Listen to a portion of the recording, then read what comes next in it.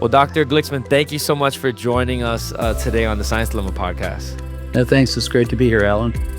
My audience is going to be very blessed today in this conversation, especially after seeing the work that you've done, listening to some of the work that you've done with Discovery Institute. And I've been familiarized with you, but for those people that haven't, could you give us just a rundown on who you are, how you got to working on what you're working on, as well as, just introducing yourself to us? Yeah, well, I'm originally from Toronto. Go Blue Jays. They're in the World Series. And I went to medical school in Toronto and practiced there and then moved down to Florida. I've been living in Florida for over 40 years. My background is I'm a secular Jew, growing up in a home where God was never mentioned. So as I came into my teens, I had no understanding of creator or creation. So when I was in freshman year of science, freshman science, I remember learning about Darwin and being told that everything came from chemicals and they somehow developed into cells, and then the cells organized themselves into multicellular organisms like us. And I remember thinking, well, I guess there is no God, but it really didn't rock my world because, God wasn't in my life. I wasn't following a religion. But a few years later, I was sitting in my senior class for biology and was looking into the textbook about all the different parts of the eye and the ear. And I remember thinking to myself, oh, there's no way this didn't come from nothing. There's the Darwinists are over extrapolating and oversimplifying things. And at that moment, I became a believer in a supreme being, God, and recognized that the Darwinists were wrong. And so that was the beginning. And then went to medical school and certainly learned how the body works and how easy it is to die. So realized that Darwinism, the gradualism of Darwin, everything happening one step at a time to make sense. And then about 20 years ago or more, I was invited to a talk on intelligent design. I learned about it. It was the C.S. Lewis Society, Clearwater. Yeah. And I picked up a book. Tom Woodward. Yes. He was the one. He was He's the a one friend. presenting. Yeah, that's right. Wow. Good. And I have met him. Yeah, we've spoken. We've been to different conferences. So when I was there, I picked up Dr. Michael Behe's book, Darwin's Black Box. And of course, what he's referring to there, the Darwin's Black Box. A black box is basically for scientists, machines or systems that really don't understand how it works. So like for me, an iPhone is a black box. I press the button, it works. That's great. But for the Darwin, it was the cell. That's what he's referring to. And of course, in that book, he talks about irreducible complexity, the idea that a lot of systems in the body have there's sort of like irreducible complexity is a system that it consists of it's a purposeful arrangement of parts, of which if any one is missing, falls apart. And for me as a physician in that book, what struck me was he goes through the clotting mechanisms, the clotting system. But you have at least 10 or 12 clotting factors, and also anti-clotting factors. And as a physician, I know that if you don't have enough of any one of them, or they're not working right, and we're talking about clotting factors and anti-clotting factors, then you're either going to die from a hemorrhage, like a spontaneous GI bleed or bleed in the brain, or you're going to end up clotting off all your arteries and veins and die of a heart attack, stroke, or clots to the lungs. So immediately, it struck a chord with me, and I was very fascinated that scientists were actually writing about intelligent design and the sort of the instinct that I had ever since I was a kid. So I realized that once again, irreducible complexity pretty well showed that Darwinism, the gradualism, was pretty well impossible. So never thought I'd be writing about it, but that was the beginning. That was the beginning of my interest. I read several books by Dr. Dembski and Charles Saxton, etc. So that really got me into intelligent design. And at that point, I become a Christian maybe 10 years before that. I think the Lord was pointing me in a direction of, okay, where does He want to use me? But I wasn't, I was surprised at what happened later. So yeah. So you're at the time a believer. You're now being introduced to intelligent design and a practicing doctor as well. Right. And so these worlds are colliding. And so could you just dive into some of that? Like, how is it impacting how you communicate science to your patients? So yeah, so the way I got into writing about this was before, and even before I knew about intelligent design. I'm a general practitioner, so I dealt with a lot of patients in the office with every kind of condition, emphysema, high blood pressure, heart disease, diabetes, etc. And of course, over the years, you develop a way of communicating with these patients. You have to explain and try to get it down, get out of the medical ease and get it down to their level. And I don't mean dumbing it down, just so they understand it. And I would and explain how all these systems work, especially when they're sick and they're having a problem, and then you're going to use medication for them. So you're trying to explain why they need to do what they're doing, why the medicine works, and what we're looking Hmm. for. And usually, when I would finish explaining to them, I would say, "Okay, you now know this as well as I do," and so to the point where I'd actually written little articles because I kept doing this so many times. I wrote little articles, and I had this little duotang folder in my office with about 8 or 10 little articles about blood sugar and high blood, how to control blood pressure, et cetera. And a lot of times I'd walk in and the patient would be reading them, and then they'd often say, "Hey, Mm. can I get a copy of all these? This is great." I even had even one patient once says, "This is very spiritual," uh, and Which every doctor should have something that explains that stuff, because then we walk in knowing some jargon, having some understanding. So yeah, props to you for thinking ahead and having that for your patients. yeah. And so it was, yeah. And typically what would happen is when I would have these discussions with the patients, and I'm going through, say, how the body controls blood pressure, going through all the different things that works. And then at the end, I always would joke with them and say, "Yeah, we've been told that this all comes from nothing or sort of just a random chance." And we both laugh together.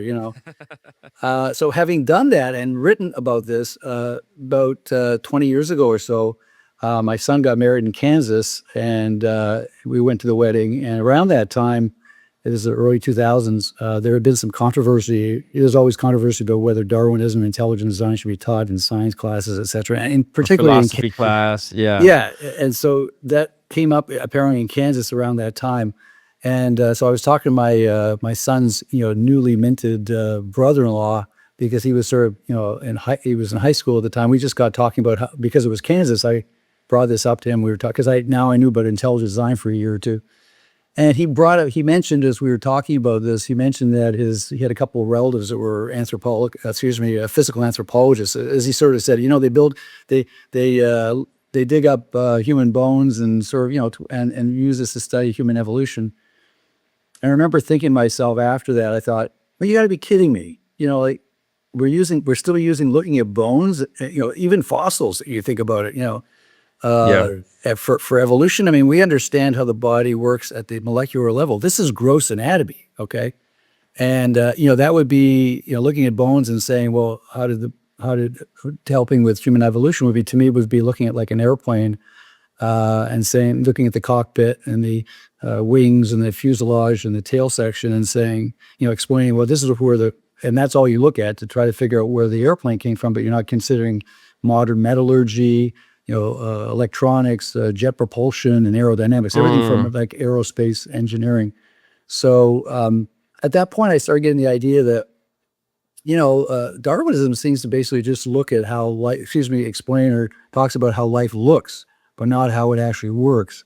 And what came up in my mind at that time, right afterwards, in fact, I got up in the middle of the night and had this great idea, and I thought to myself, I'll set the setting for you. If you go, and speaking of planes, if you go to a museum of science, Air and Space Museum at in Smithsonian, Washington D.C., you can see exactly how the Wright brothers, invented the airplane, and all the problems they had to have. And of course, there's a whole bunch of other technology. You go to the Yeah. not only there, but also go to the Kennedy Space Center, rocketry. They talk about the underlying laws of nature. You got to get past gravity to be able to, for the rocket to get out of the you have enough acceleration to get out of the Earth's atmosphere. And you have, and so the engineers, what they do is they basically have this thing about design, build, and test, and they keep doing that. It's a cycle until they get it right. And it could be, I try to remember. I think Thomas Edison, I don't know how many times, several hundred times before he finally got the light bulb. But the same thing here. So you go to these places and you see this technology we have and what we're able to do with the airplane, et cetera. And and we're supposed to be impressed, and rightly so, that these people with the calculations and the numbers and the testing, they finally figured it out. Okay, now you go to the Smithsonian Museum of Natural History, and you'll see all these different bones. You'll see like bat wings, and you'll see dolphin Yeah. fins, and then you go to the human evolution part, human evolution, and you'll see all these skulls and bones of humans. Okay, and that's it. And they compare them, and we're looking at this incredible, development, et cetera. And we're supposed to think, oh, this just occurred, by chance, okay, or trial and error type of stuff. And what I would really like to, so this is when I woke up, I had this idea, because I said, well, I know as a physician, and most scientists know this stuff. I know this at a deeper level. I know actually how it works. If the question should be, well, where did those bones come from? How do bones form? All I'm seeing is the bone. It's like, once again, looking at the airplane and say, well, how did you build the airplane? How does it function, et cetera? So I had some answers to that. And basically, I just quickly give you two parts of that. The first thing is about bones. If you think about it, your body is 60% water, okay? 2/3 of that water is inside your cells, and 1/3 is outside your cells. So you have what's called the intracellular space. And I will add at this point that most of what you see in evolution discussion and even intelligent design talks about what's going on inside the cells.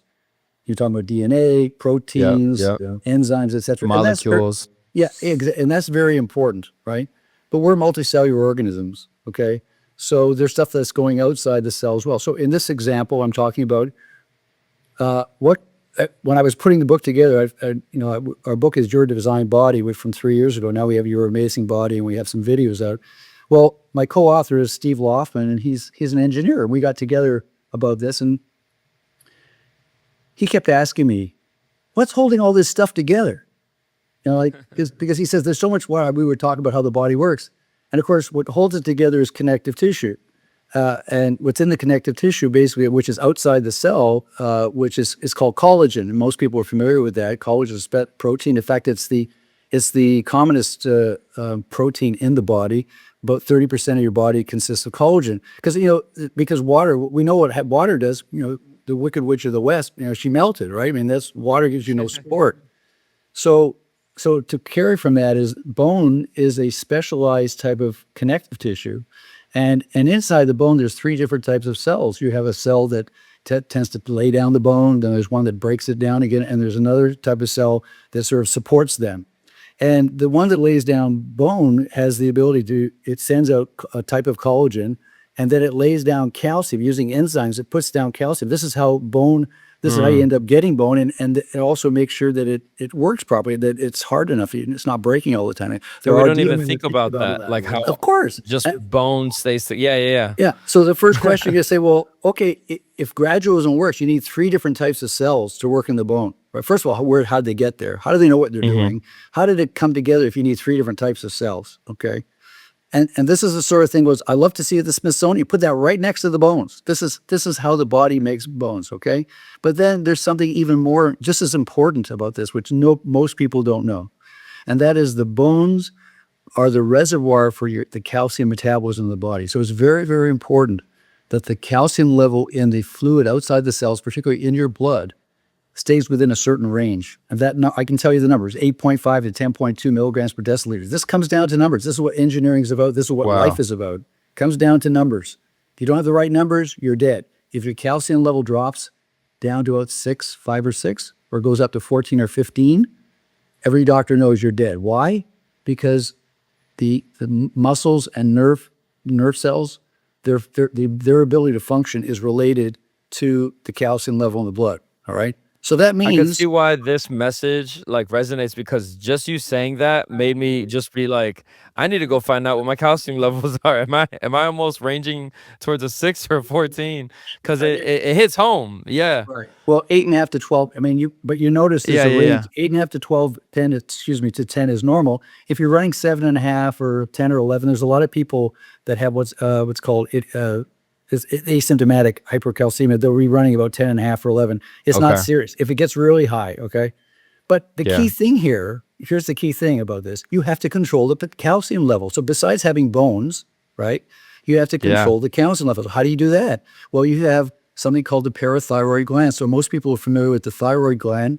It's an Mm-hmm. H-shaped gland in the middle of your neck. And in each pole of the H, there's a parathyroid gland. And they have, on the cell membrane, they have a receptor that can detect calcium. Well, where did that come from? All right. Yeah. It detects the calcium level, and based on that level, the cell sends out a hormone called parathyroid hormone or parathormone. All right. And that hormone goes in the blood and it connects up, it goes in the bone, and it has to attach to a specific receptor. The bone can't just do whatever it wants. It attaches a receptor there. And so those cells that are breaking down and breaking down bone, when they break down the bone, they release a tiny amount into the blood. So basically, if your calcium level starts to drop down, the parathyroid gland send out a bunch more parathyroid hormone. It attaches, goes into those cells in the bone, and it tells them just to release a little bit of calcium. It also goes to your kidneys, tells them to hold on to calcium from the urine production, tells the kidneys to, here's another one that will blow you away, right? There's just so much that has to go on, right? Most people say, I need vitamin D. What most people don't understand is when you take vitamin D, it has to go to the liver. The liver adds a hydroxyl group to the 25th carbon. Okay, fine. It's not ready to work yet. Then it goes to the kidney. The kidney has to add a hydroxyl group, OH, no H, oxygen and hydrogen. It can add it to the 24th carbon or the first carbon. If it adds it to the 24th carbon, vitamin D doesn't work. If it adds it to the first carbon, it works. It becomes activated vitamin D. Parathyroid hormone goes to the kidney and tells that kidney to make more activated vitamin D. And what does that do? It goes to the gastrointestinal system and tells it to bring in more calcium, because normally maybe 10 to 30% of the calcium you eat does not get absorbed very well. So it can really increase that better. So you have this whole, Wow. so you have these two systems going on, and that is what's really going on in those bones. When you go to the Smithsonian and you look at those bones, those two things are going on, and there's never mentioned, right? It's just, so all you're seeing is how life looks and not how it actually works. And this is what Yeah. motivated me to say, of course, I was very naive. I didn't realize how ensconced, materialism was in science. I was like stupid. I just thought, well, my patients get it, right? Everyone I've ever spoken to gets it. Once I explain this, Yeah. they go, yeah, that's crazy. Forget it. There's no way. Trial and error. How are you going to get that? Yeah. You got to Yeah. go. You got to get the three different bone cells. You got to think about the control system. You have to have the receptor, right? You have to have the ability to make parathyroid hormone. You have to have the calcium sensor that detects And then what's calcium. making all these decisions or the And then it information has from to, the DNA? Yeah. and then it has to do it right. So you're talking about control, but also functional capacity, that it actually does it. So that's what made me Wow. start writing about it, and so that's what took me down that road. And- That's, I mean, so when you talk to someone like myself who isn't a scientist and you're making it make sense to us, right? And you talked about the bones. Um, what are things like what are your top 3 ways that you like to make it make sense as far as your design body when it comes to people like myself that really resonate with us? Well, yeah, that ties in exactly with what I was thinking about talking about. Okay, okay. So yeah, no, it's a very good question. Because you know what?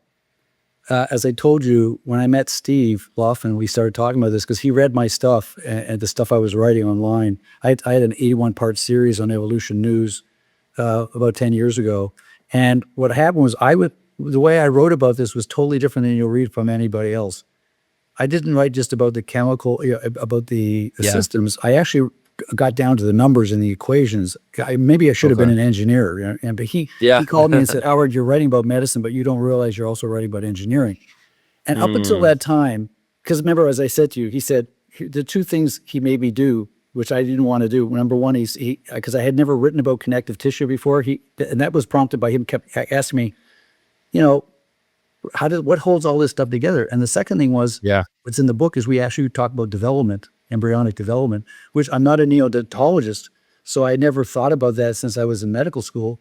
But his question was, how do you build this from the ground up, right? Yeah. And Yeah. what struck me at that moment, this is why the engineering perspective of biology is so important, is as a physician, I was just taking for granted that the body's there. So my job is to keep it going.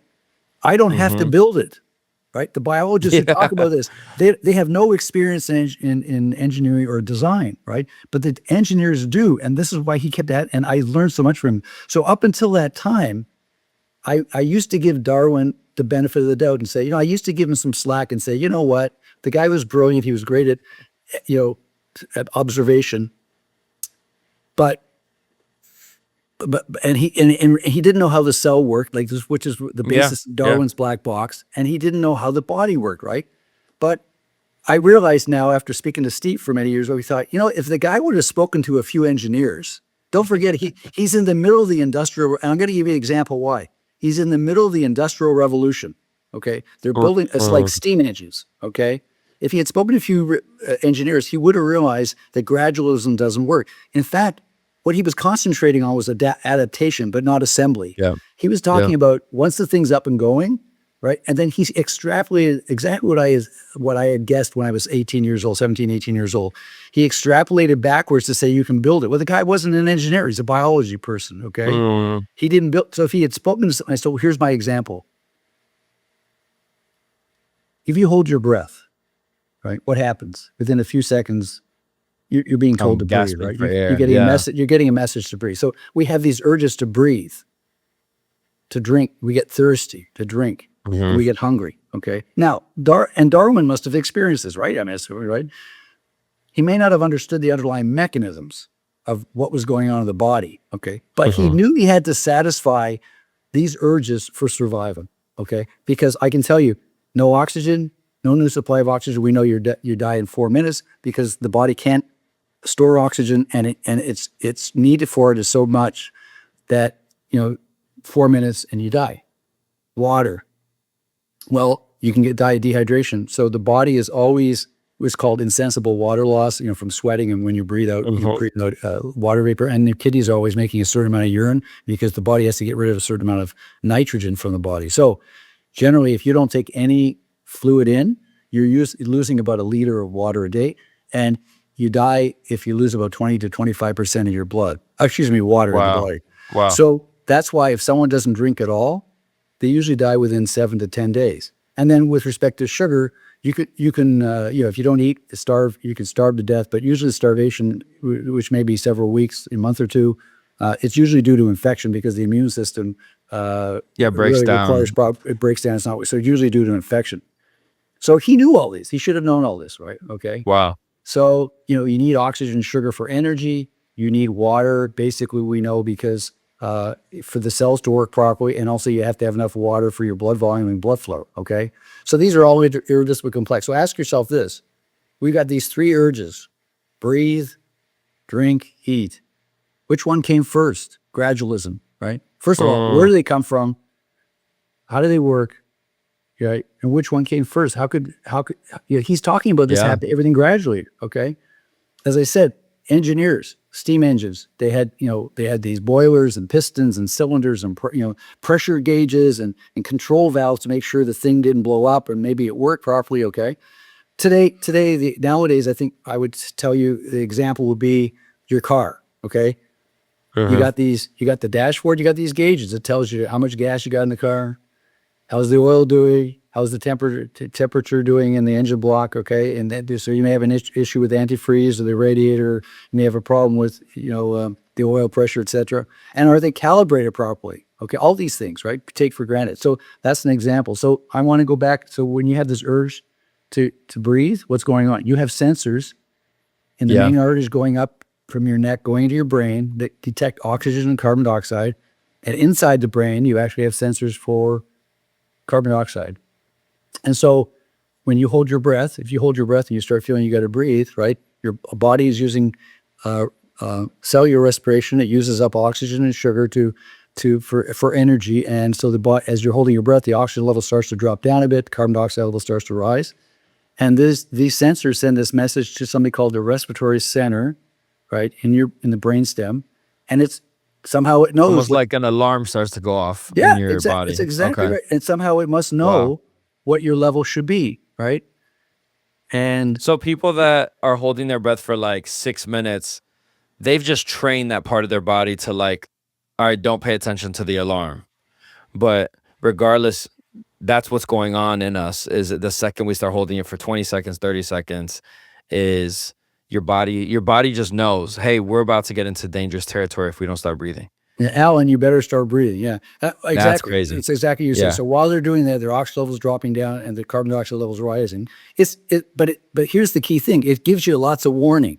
All right, it's not like Yeah. it's not like imagine if it's you know what, it's sort of like you're driving your car and you got to figure out when to put the brakes on. Like you can time it right so that you're set up. Your body is set up that you got lots of warning. The same thing with thirst. Okay, what ends up happening is if you let's say you're working outside or playing outside, it's humid outside, you haven't drank anything, so you're sweating, and so your body loses fluid. All right, the cells in Mm. your body, they shrink a little bit, and you actually have something called shrink sensitive cells called osmoreceptors that's in the hypothalamus in the brain, and it's sensitive to that. And all you have to do is lose about 1 or 2% of the water in your body, and it sends out a signal, like you said, like an alarm. Perfect.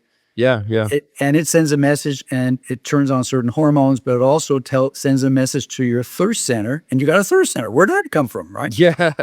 And it tells and it signals you. Or and the same thing with hunger. There's many signals for the hunger center, but probably the two biggest is a drop in sugar, and then your stomach. You actually have you have receptors in your stomach when your stomach is, isn't full.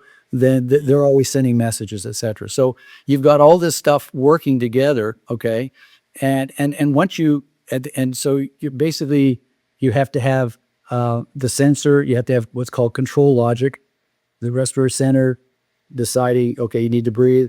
You have to have a signal, which is the thirst or, to breathe or, eat. And then there's an effector. You have to do something about it. And once you do that, the body takes it from there. So, Mm. each of these systems, besides each of the systems themselves that control breathing, eating, drinking, etc., they're irreducibly complex. You can't control something if you don't have a sensor.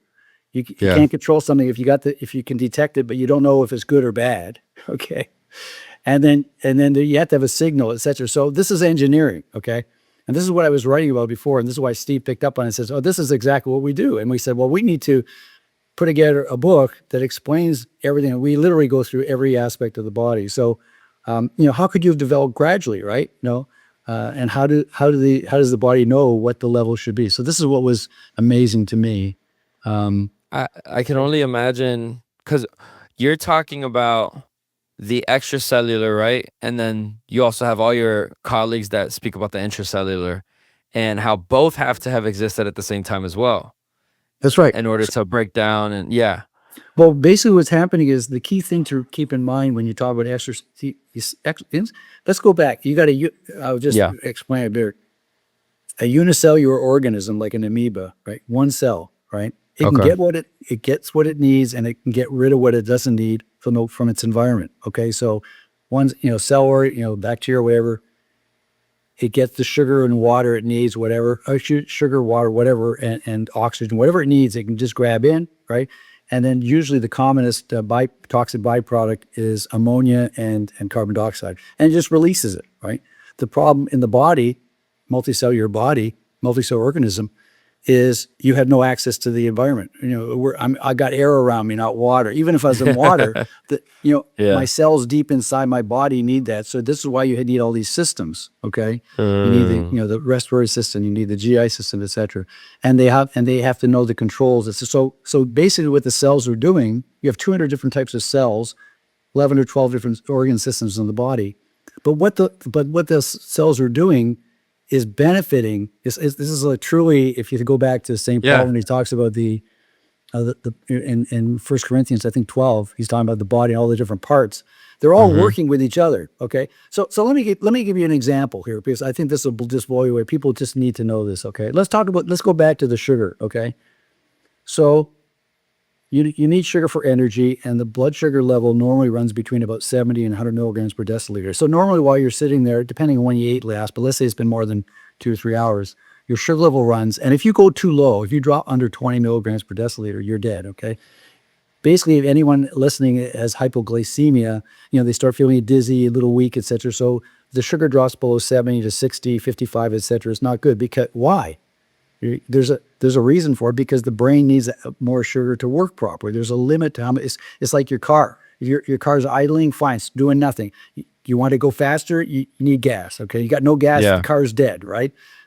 Blood sugar under 20, you're dead, all right? These are the physical laws. This is the whole point about when I said that Darwinism talks about how life looks, but not how it works, right? They never have, no part of their narrative has anything to do with death. Every time they're assuming that this happened and this became this became that became that, right? There's never any discussion of how that all works. And they never talk about it not functioning or reproducing. So let me just quickly tell you what happens. When you Yeah. eat something, okay, you eat food, gastrointestinal system your intestine starts absorbing sugar. Sugar level starts to rise in your body. So let's say you're in your blood. So you're 70 or 80, starts going up to 90, 100. Now you have these cells in your pancreas. People familiar with diabetes, these cells, they're called the beta cells, okay? Beta, use Greek. Beta cells. So here, those cells, they have a sensor, glucose sensor on the cell membrane. So somehow they're able to detect the sugar. And when the sugar level starts to rise, they said, oh, they send out insulin, okay? So this is my example of what I'm saying is that these cells are doing something for the body. The effect it's having has nothing to, it really has nothing to do with the beta cell. It can use sugar, but it's putting out insulin to help the body. Why? Because the insulin, which is a hormone, goes in the blood and it goes to several places, muscles, etc. But the key thing it does is it goes to the liver. It attaches to a specific insulin receptor in the liver cell, like a key in a lock. And when it does that, it tells that cell, you know what? You got all that sugar out there. I want you to bring it in. We got lots of sugar, but we're going to need to store it. I want you to bring it in and store it as something called glycogen. It's like, like starch. Think of it like potatoes or something in your liver cell, okay? So, or rice, whatever, your favorite starch. So that's what it tells it to do, okay? So what typically happens is after you eat, the sugar level starts to rise, may go up to 90, 100, 110. The beta cell sends out more insulin. And over the next hour or two, as that's occurring, your body's using up sugar, but it's also storing it. Eventually, it settles down, right? And then as the level starts coming back down, the beta cell says, oh, that's enough. It turns off, okay? Now, let's go to 3 in. You haven't eaten. Well, it depends if you were partying a lot, but let's assume. Yeah. I tend to fast. I know we're into these fasts. It works really great. My wife and I fast about 15 hours. I usually eat about 5 or 6 o'clock. Don't eat till about 8 or 9 the next morning. It's great. Anyway, but what's going on at 3 in, right? There's no sugar. What's going on? What's going to happen, right? How's it going to work? Well, it so happens that in the pancreas, there's something called the alpha cell. Okay, there's beta and alpha beta, right? It's called an alpha cell. Most people aren't aware of this, okay? It's called an alpha cell. It also can detect the sugar level. Isn't that interesting? It has a glucose sensor. It does the reverse. When the sugar level starts to drop down to 90, 80, 70, it sends out a hormone called glucagon. Okay, glucagon, right? The glucagon goes in the blood, goes to that, remember that liver cell that just the insulin told it to store? It goes to that same liver cell, attack it like a key in a lock, but it does it in the glucagon receptor, not the insulin receptor, because it's called glucagon. It goes in the glucagon receptor, by the way, that has 500 amino acids. The insulin receptor has about 1,000, but that's pretty complicated. Anyway. Yeah. And it tells the liver cell, that potato stuff, that rice, that starch you stored because the insulin told you a few hours ago? Well, we need it now because there's no sugar around. We need it, right? So what that does is the liver then releases the sugar. So basically, the liver, a normal liver has enough sugar in it for about a day or more if you fasted totally, okay? So here you have two systems. This is what's going on all the time. This is like a balancing act. So you have to ask yourself, now how does this work? First of all, you have to have a glucose sensor, right? And it has to be calibrated, just like I said, the fuel gauge. If your fuel gauge in your dashboard, if you really are running on empty, but it says it's you're half full, you got a problem, right? Then you have the beta and alpha cell, and they have to respond right because as the sugar comes back out, the alpha cell turns off. So you got this back and forth thing. So you have to have the proper cells doing the right thing at the right time. Then you've got the receptors in the liver, and how are they responding? Are they responding properly? As you may know, type 2 diabetes. Yeah. Type 1 diabetes is lack of insulin. Type 2 diabetes is generally it's a resistance at the receptor level, maybe other issues. But that's a problem, okay? And then the question becomes, when those hormones go out and do their job, how long is it effective? It's only usually for a few minutes because you have enzymes breaking down those messages. So it's very complicated. It's and this is and so now you've got this basically coherent system of all these different parts made the right way, doing the right things, all working together, and knowing what is. And this is what we call what in our book Steve Dwelfman's on is called the push-pull principle, where you have two different systems back and forth to balance, just like the clotting and anti-clotting factors. Okay, same thing here, back and forth. And so how do you get a system like this from Darwinism? That's right. Yeah. Yeah. So, but the reason why, because so if you look online and you look it up, because I've done this before, I've written articles and I say, okay, what do they say? Well, they never really talk about this. They'll isolate it. They maybe talk about the receptor. They may talk about the insulin. They may talk about the glucose sensor, but they never put it all together. So, you need all these together. You need all of them for it to work. It's irreducibly complex. Besides that, it has to be controlled and it has to function, because you could have an irreducibly complex system and still not work right? Still causes death, all right? Or you've got some sort of defect. So it has to work right, it has to have the functional capacity. You know what, I think the equivalent would be like you build a dump truck, but you put an engine in with the horsepower for a go-kart. I mean, it's still irreducibly complex, but it's not going to work, right? And that's and that's what Steve and I we talk about with respect to, because I'm not only a GP, but I've been a hospice physician for 20 years. I know all the different ways you can die. Okay, all the reasons. Yeah, I saw a video of yours on it was like billions of ways to die. Yeah. Well, so the point here is what I just explained about sugar, right? Yeah. The same complicated system for oxygen, carbon dioxide, for calcium. For breathing, we mentioned for calcium, everything. for potassium, Wow. and each one has. If either of them are off, you die. So in other words, you could have everything normal, but your temperature goes to 106, 107, you die, right? Everything can be normal, suddenly your blood pressure drops, or it goes too high and you bleed in the brain. So, or your sodium or your potassium goes up, but everything else is normal, right? Yeah. Each of these, they're called like coherent interdependent systems. You have a systems of systems, basically, right?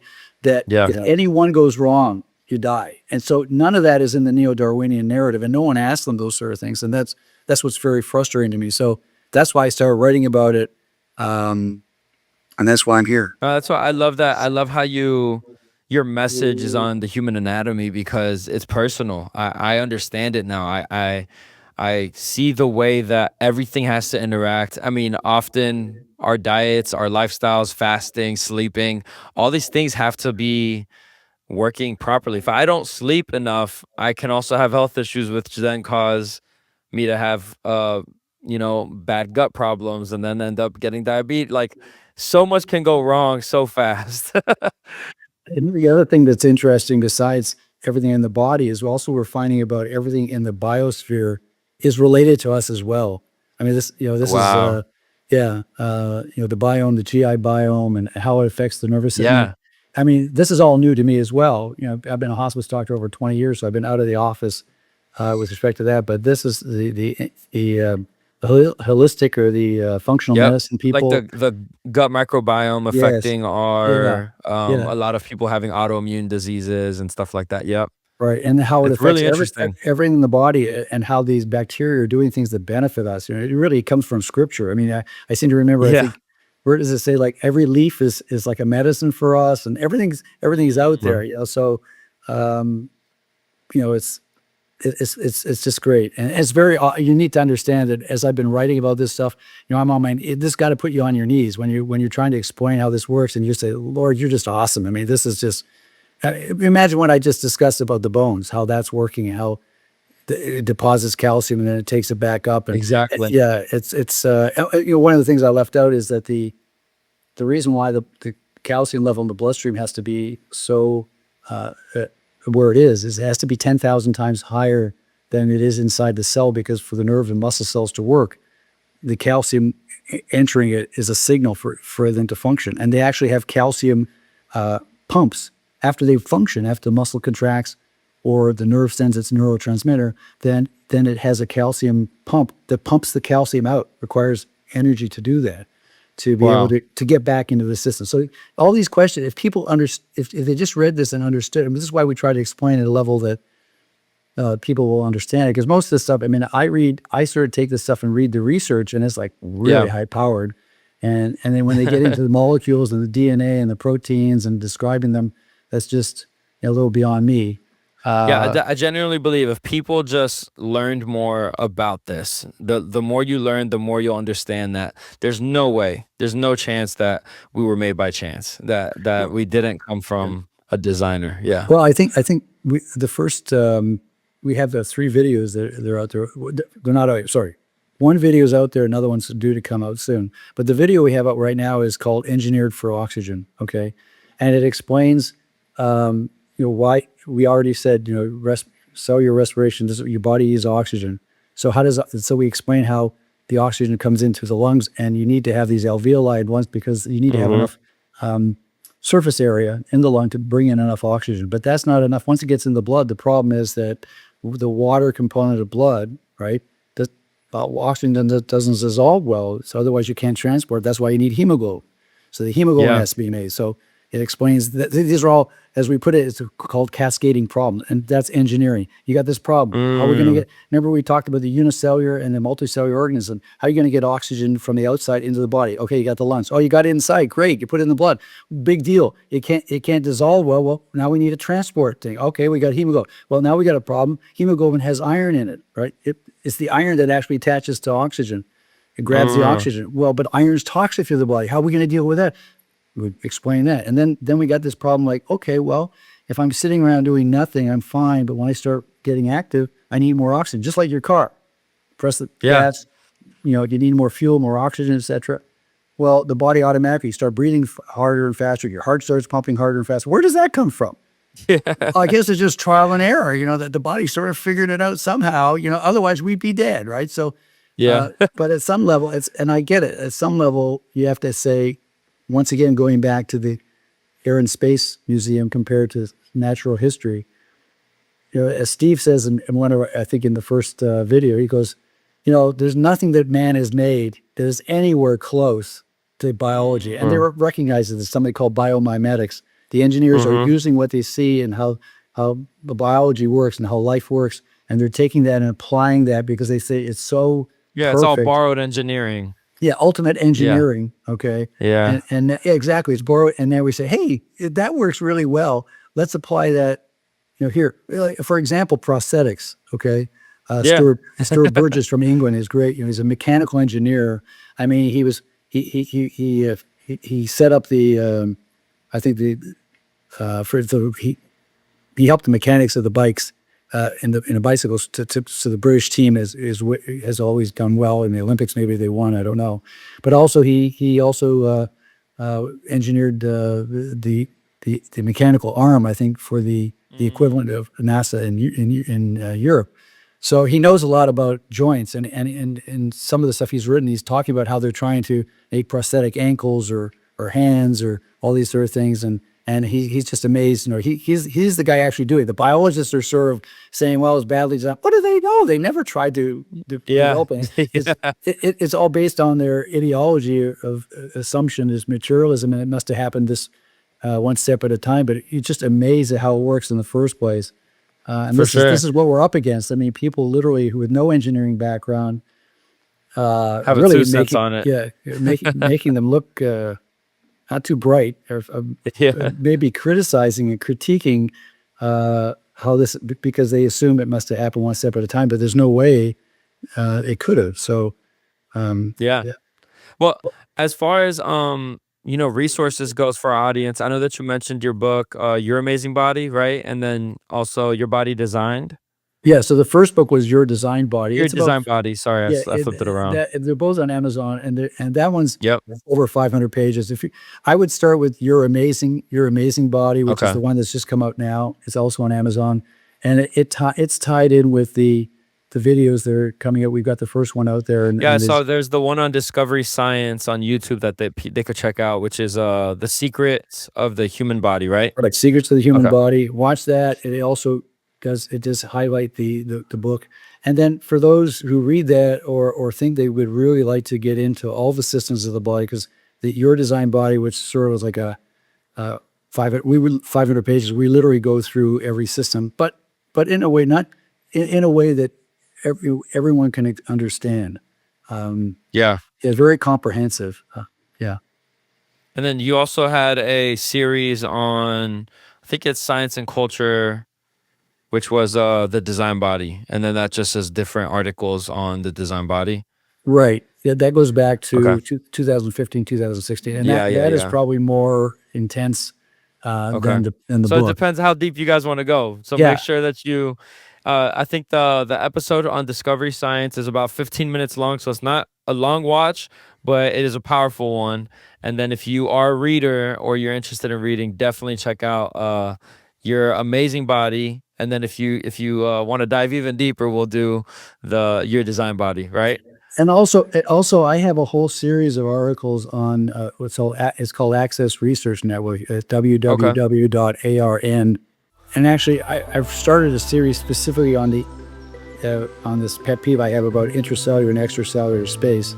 So if people are Okay. interested, it's I think Yeah. if there's real science types out there that have never thought about this that really want to dive down deeper, I think that could help. And also, the original Your Design Body would be very helpful too. Awesome. Yeah. Yeah, I think people will really enjoy those resources as well as this episode. So thank you so much, Doctor, for joining us today on the Science Dilemma. This was incredible. I think you did a great job making it real for us on how designed our bodies are. Thanks. It's been great talking to you, Alan. God bless. Have a great rest of your day. God Okay. bless. See you. Okay.